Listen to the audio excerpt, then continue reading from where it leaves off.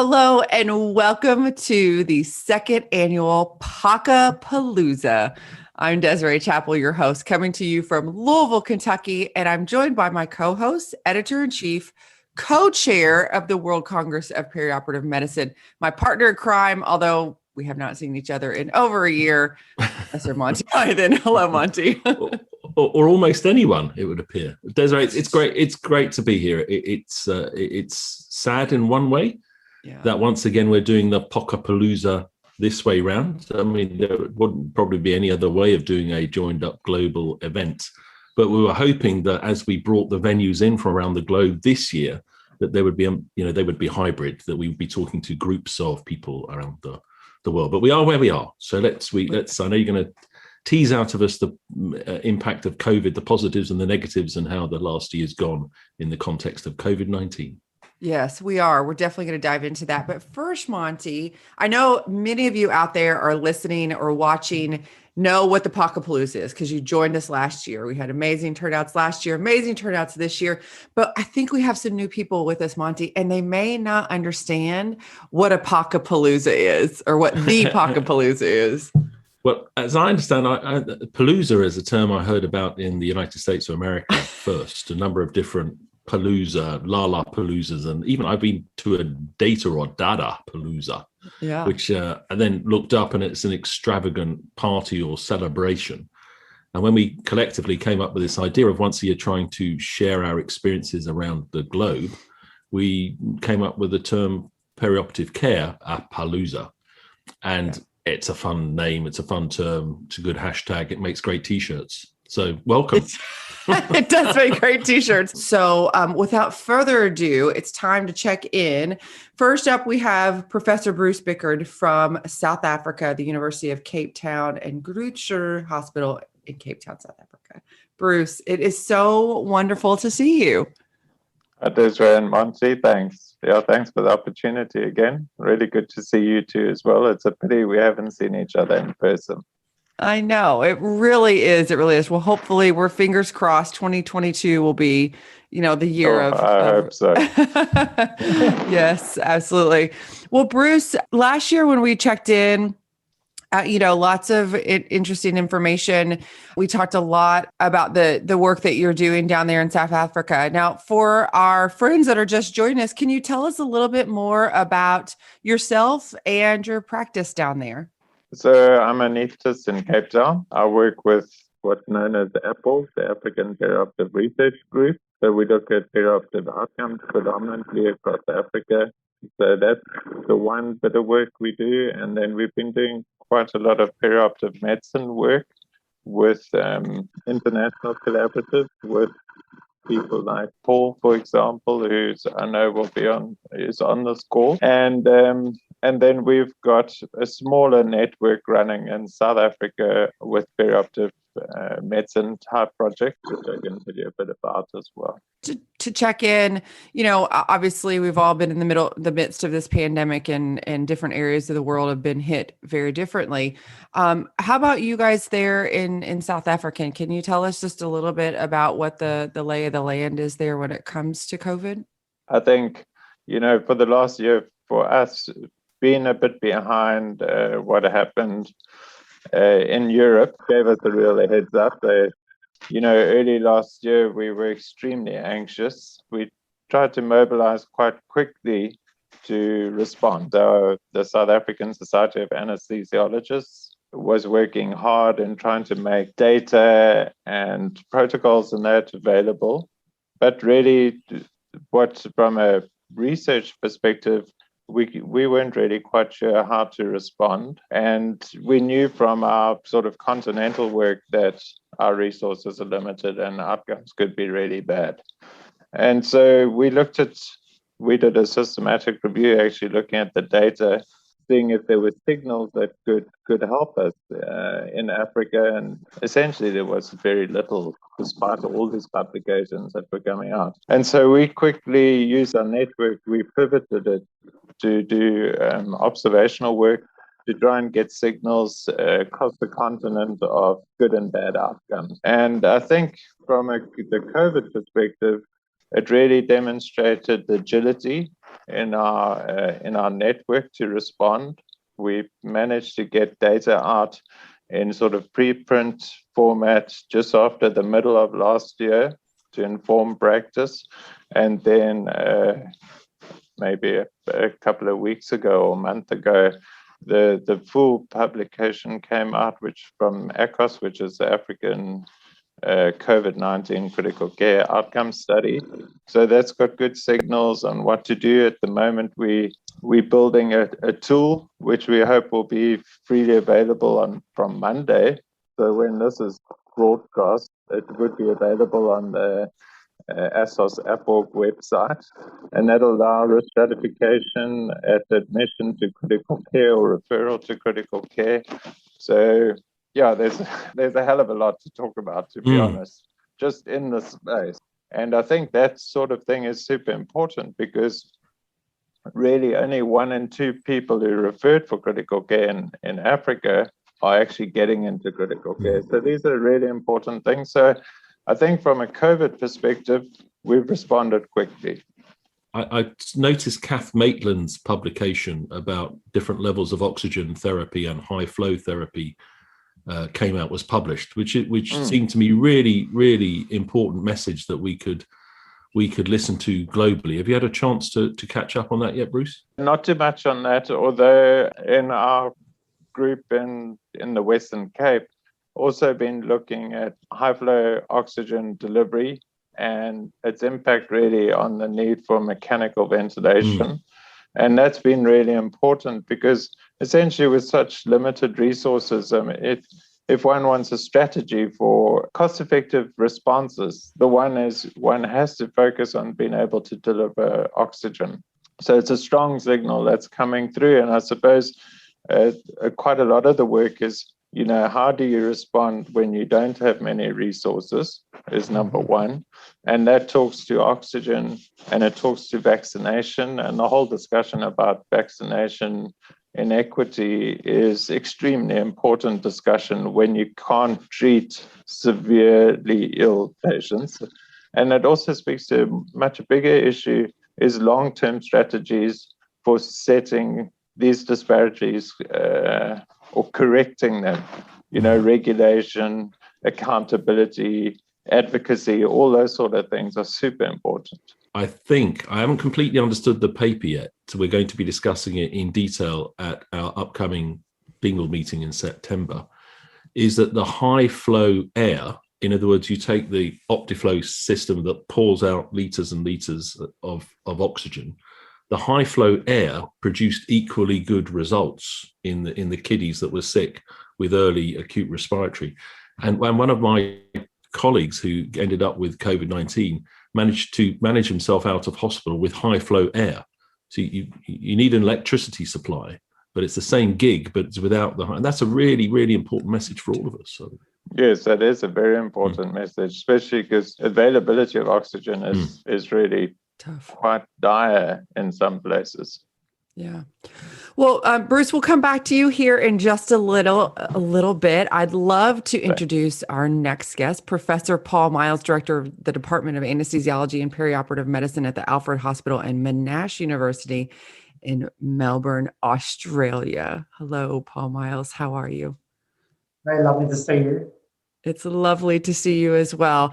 Paul, I know many people know you as well in our world of perioperative medicine, but we may have some new people here watching and listening today. For them, please give us a little bit more about yourself and your practice there in Australia. I guess first, just to reassure all of you, like Bruce, I am also an anaesthesiologist. The part I love most of all, but of course I'm a clinical researcher who particularly enjoys large-scale collaborative research, and ideally multinational, to try and share in problem-solving, really, the sort of problems we have as anaesthesiologists, but equally the more broader area of perioperative medicine. So I guess we were talking about COVID just a moment ago. I mean, I think I'd like to highlight now is the immense impact that the recovery trial group did through Oxford.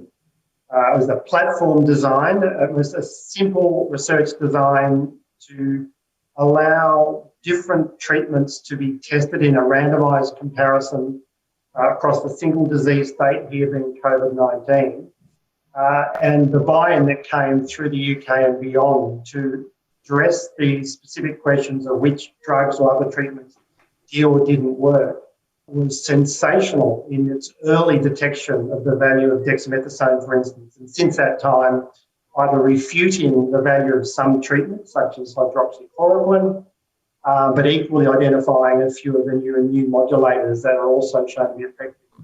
And to me, that reminded all of us that we can solve big questions very quickly if we collaborate, work together, and this is best done when we've got established networks. So trial networks or registries, they exist in different parts of the world, US, Canada, Europe, UK and Australia, New Zealand and beyond. Bruce has been nicely discussed his wonderful work across Africa, very much a similar collaborative style. And I think for me, this goes to the heart of good healthcare, but obviously therapy medicine. Yeah. Paul, if I may, one of the things that COVID-19 has impacted is our recruitment to the traditional prospective randomized controlled trial in elective surgery, for example. Now, obviously, the community is going to close out on that, and I've seen a recent publication about how we handle stalled trials, etc., in JAMA. But do you think we should accelerate into the space of taking the platform design into the perioperative elective surgical space and crack on and answer this long list of questions that we've still got to get through, or do we stick with the traditional model? Well, I think a mix of both. I don't think we should ever discard the things that we know are highly valuable and important. And a randomised design in any research is crucial, I think, to get reliable evidence. But we've got to move away from the old traditional slow-paced, expensive, parallel trial designs that we've used quite a lot and partly continue. So more towards these practical comparative effectiveness designs that look in real-world practice, very simple designs, very agile, and being able to test the treatments that we believe are more likely to be helpful and so on, or the sort of questions that are being raised by either the patients we care for or the clinicians that are obviously at the bedside. So platform designs, adaptive designs, cluster crossover designs, these are buzzwords for the here and now, but I truly believe they're so important to give us better value research and therefore quicker results from what we need. And COVID has, of course, in some ways completely decimated standard clinical research, sort of trials that we lead here in Australia through the ANZCA Clinical Trial Network. It's crippled them to a large degree, although they're not dead. They're still trickling along. We've also pivoted to try and, as best we can, problem shoot and come up with new ways of getting the patients into the trials. But again, like Bruce was talking about, we've also moved to try and do some good quality, what we think, observational research around COVID itself, but even other areas of perioperative medicine that may or may not be impacted by the shutdowns that have been happening in our hospitals around the world. Yeah, it sounds like there's still a lot of valuable information coming out now, despite some of our issues. And I love the fact that we as a community, a global community, have been able to come together and still move the needle on a lot of things. I think it speaks to kind of who we all are, despite all the other things going on. So yeah, it's wonderfully connecting, I think. This even this talk we're on right now in different parts of the world, I think it's wonderful. We've certainly had different COVID experiences in different parts of the world. Vaccine access, again, as Bruce was talking about, is crucially important at both the political and humanistic level. But despite the differences, most of what we're worried about is exactly the same. So we should be sharing in the solutions. And as often happens in crises, as they're referred to, they present great challenges and opportunities. We have a lot of long COVID patients in the UK now who are waiting for elective surgery and trying to determine whether that long COVID has an impact on it or not. And I think you've had relatively little, Paul. So there's a great opportunity for COVID in the country. That's a new variable it's thrown almost in. a natural experiment design in a way, obviously not randomized. And, there are clever research design components and certainly statistically to balance the factors that we're wanting to, reduce the noise that comes from research and show us what is best practice now. What should we be doing? What are the criteria around a safe elective surgery in someone who's either fully recovered or partially recovered from COVID? I mean, that obviously is one of the big questions right now. Yeah. Paul, some people may not understand kind of the picture of COVID in Australia. It looks very different there than it does around the world, as Monty mentioned. Can you just kind of give us a broad overview of what actually has happened on the ground there? Yes, I should sort of almost apologise to those people in other parts of the world who have been decimated by COVID. Australia's been smugly protected. I'll give you 3 reasons why I think that's happened. And one is the politicians have actually followed the science and that public health experts right from the start, and they've been entirely consistent. Called lockdowns early, had immense testing and so on. So it has been a wonderful public health response. I think that's been great. I don't think we or our government can take all the credit. We are a big island, so we haven't had the leakages across borders that have happened in most other parts of the world. And I'd like to say we've got better neighbours. So our nearest neighbour is New Zealand, so they're better still. So I won't start comparing different parts of the world, but I know some might think their neighbours are not quite as friendly, at least at a political level. So I think, we've had this, I think, lucky country, really, in many ways. We've had periods of lockdown to protect the community and aged care especially. But we've been able to move pretty freely most of the time across the country and certainly within the states that we're in. And therefore, of course, healthcare has been only very modestly affected generally, and elective surgery has been fully back to normal certainly since about November last year. So we can get on with the business of healthcare and just try and continue to protect everybody. The downside for us in Australia is that there is complacency there. So our vaccination rates are quite low. And I think that's one of the concerns I have. And of course, the kind of weird kind of elitism of one COVID vaccine brand versus another. Yeah. These aspects are playing out in Australia right now. But there is a bit of a push to try and get the vaccination rates up a lot higher, because inevitably we are going to get a third wave at some point. And of course, the world does need to become international again, regain international travel and trade and family reunions. So, that's the politics of it here. Yeah. All right. Well, Paul, thank you so much. We're going to go now to Hong Kong with Professor Mike Irwin at the University of Hong Kong. Mike, thank you so much for joining us. It's great to see you again. Hi, Desiree. Thank you very much for inviting me along again for the discussion. Yeah, absolutely. On our Festival of Perioperative Care. Well, again, Mike, just as I ask everyone else, I know we have a lot of people who watched last year, but we have some new folks as well. So for them, just tell us a little bit more about yourself and your practice there in Hong Kong. Well, I'm an anaesthesiologist, as we might call ourselves, I suppose, and based in Hong Kong, originally from Ireland, actually, in the UK, trained in the UK. So I've been here 29 years.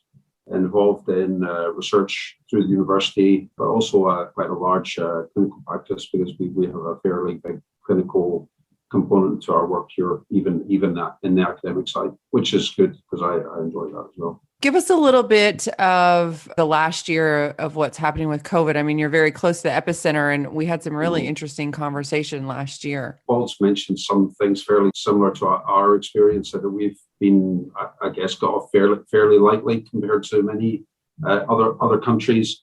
Part of that reason, I think, is, as you know, we went through the experience of SARS in 2003.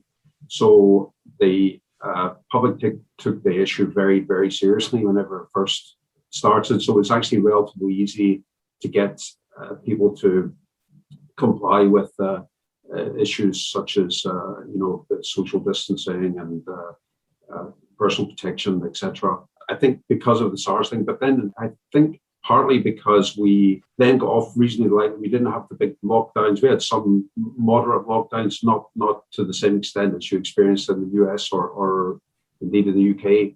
But I think we really got very complacent about the illness, and so much as our vaccine rate is really, really very low. It's actually ridiculously low. I think something like around 20, 23, 25% of the population have had one shot of the vaccine. We actually will probably have to, believe it or not, throw away some of our vaccines because they ordered enough, hopefully, to obviously immunize more people, and not enough people to come forward for vaccination. So that's really tragic when you consider so many countries can't get enough vaccine, etc. I mean, it is terrible.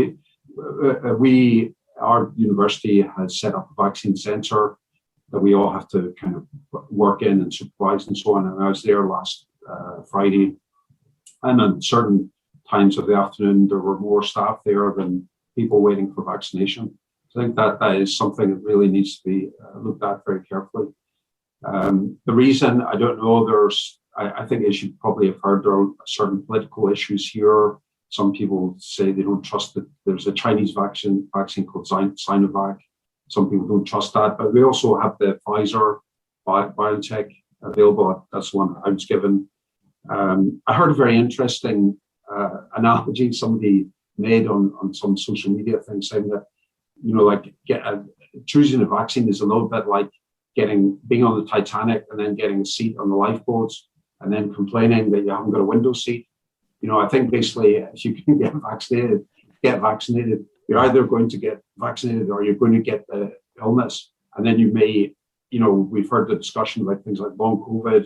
It's not something I've seen here because obviously we haven't had that many infections, but it could be a serious public health issue, as you were discussing with Paul. And maybe people just don't realize. I really don't. It's hard to understand why we have this sort of vaccine inertia or complacency, whatever you like to call it. And Mike, have you had any discussions? We've had them recently here about the sort of no jab, no job. In other words, yes, that actually is something that has been around before. For example, in some countries, I think in North America, actually, there are some hospitals, if you work in critical care environment like intensive care, or operating theatre or sex emergency, that you need to have vaccine for things like influenza, for example.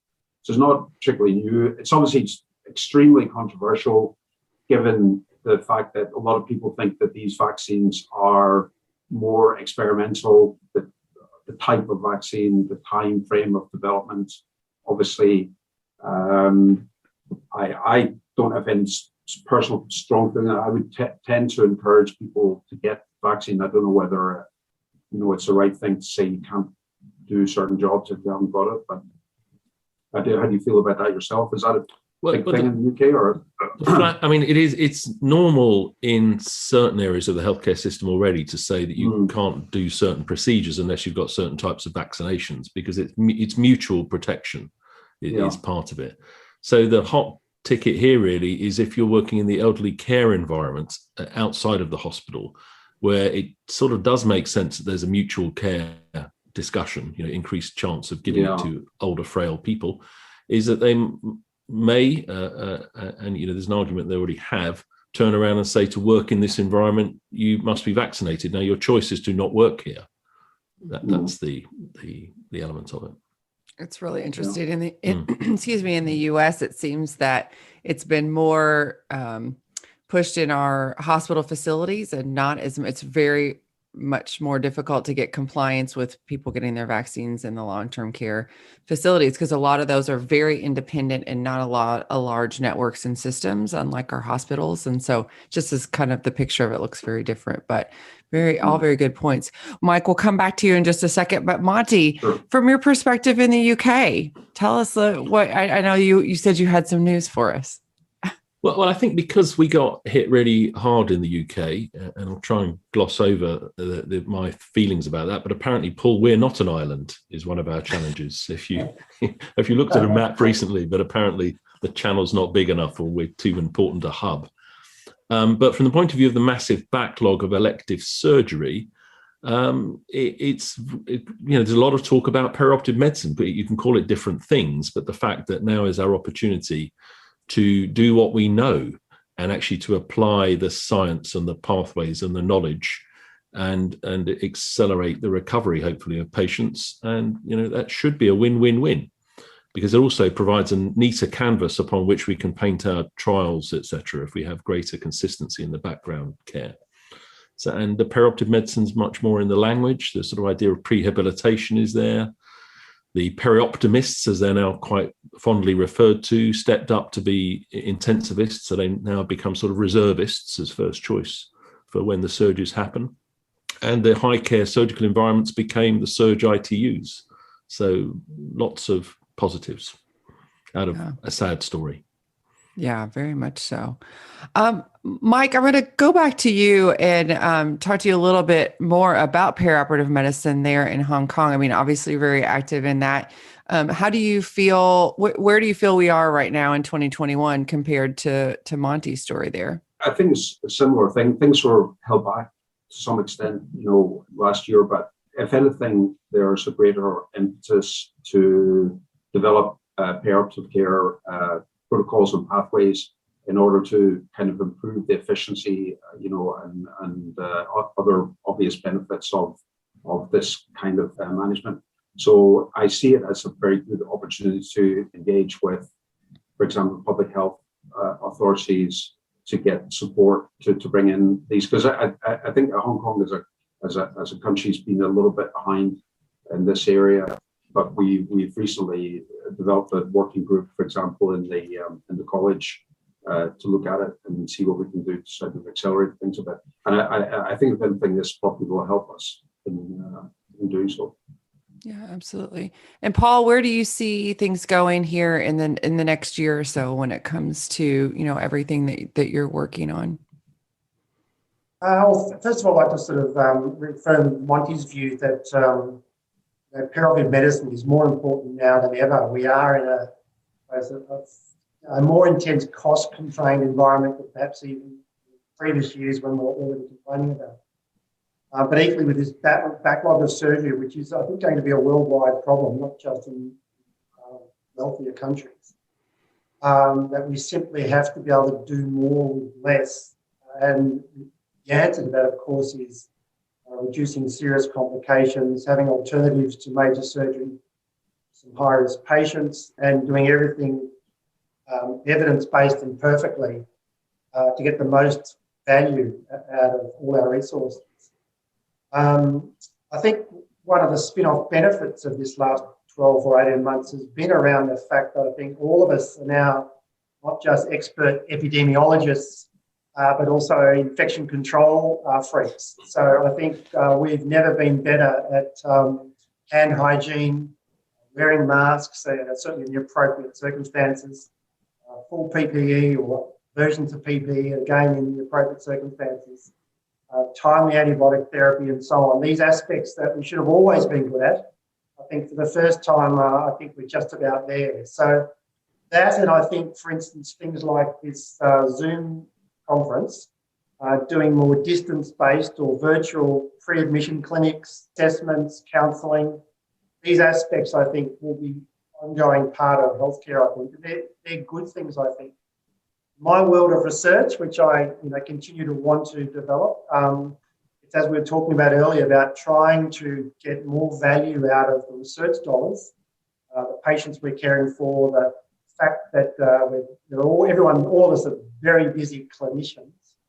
So try and design studies that are as simple as possible and still answer important questions. So that's where I see my world working in the next few years. And again, I see a lot of positive spots.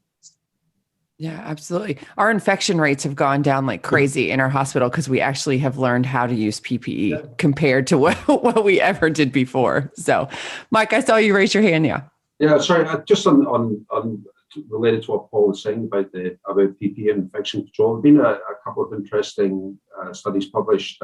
One from Melbourne, I think it was Dylan, I think, and colleagues, and from Bristol with Tim Cook and his team, looking at this issue of what is a risk to sort of frontline workers in terms of airway management and so on, and kind of showing that there really is not a big risk. We've probably been a little bit over the top with some of our infection control issues, the use of PPE, etc.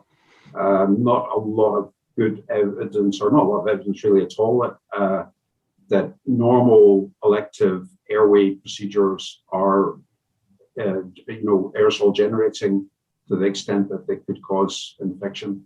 And these type of things tend to hold lists up, we find, and you can be shortage of getting the right PPE equipment, etc. So I think that's an interesting area to look at. We've been doing some work on that as well, actually. Yeah, that's a really great point. And it's just going to be so interesting to look at the history books and what we actually learned through all of this and gathering all of that in the same place. So the next time, which there obviously will be, that we can go forward. Well, Bruce, I'm going back to you and just kind of wrapping up, because we've been, you guys have been so generous with your time. Tell us a little bit more about where, again, what you're going to be working on and where you think, in particular, Africa is going to, go forward through this. So I think from the perioperative medicine perspective, both Paul and Mike's comments are relevant in that we've spent a lot of this time focusing on trying to develop protocols for, optimizing patients in a low resource environment. And a lot of that works on providing a population health benefit. So with a primary healthcare system, which is not comprehensive, taking that opportunity to provide population health interventions in the perioperative period. So we've used this opportunity really to develop that. But the problem that we have, which I think is very different to Paul's scenario, where he's speaking about optimizing, the use of remote consultation or education, all those sort of things, is really what we don't have. So I think this pandemic has certainly set back perioperative medicine in low resource environments, because it stopped the contact with patients, in the preoperative period, and the ability to contact patients remotely is quite difficult. And so I see the space developing more in the mobile technology space, in this remote access to and education of patients. But certainly what we have to do is we still have to work on a strategy of getting every patient to the hospital just for one visit, a visit where they see the surgeon and they see the perioperative medicine specialist who can take that opportunity to make a change. And then we see the patient at the time of surgery. Yeah. Well, Monty, I was just going to give you one more opportunity for any further commentary. I was just going to say that our fundraising efforts for the last year were for the African Perioperative Research Group. As we talked about, Bruce, that went very well. We just need to now, we got delayed by COVID, get the system in place to send you the money. But to say thank you to everyone who very generously supported that fundraising effort. We gave our tickets away for last year and asked people to donate instead. And most people did pretty well. We'll see, get round to the others who haven't quite got round to it at some stage, but that's some good news out of all of it, Bruce. So thank you to everyone for their generosity. Thanks to everyone. It really is most appreciated. And you will be pleased to know that the network is moving forward very fast. We're very close to having a minimum data set for Africa, which I think will be really good, provide the infrastructure for quality improvement projects. Things are going well. So thank you for your continued support. Great stuff. I think what we need is an IBAN number now, Bruce, if that makes sense. Top Bed Talk. All right, gentlemen, again, thank you so much for your time. As Paul and all of you guys have said, you're all busy clinicians as well as just amazing people. So thank you very, very much for everything that you're doing. And hopefully we'll be able to catch up with you again soon. And like I said before, in person. So thanks for watching our POCApalooza, our second year of our POCApalooza. Be sure to catch up with us on the next one, where we'll catch up with some folks in the US and get a feel for what's happening there. And you can always find us at topmentalk.com, and we will be on the EBPOM platform once the meeting's over. So if you want to catch this again, you can make it there. And we will do our best on the podcast to put any of the things that the guys here referenced as far as papers and groups and things like that. So everyone have a fabulous day. Cheers.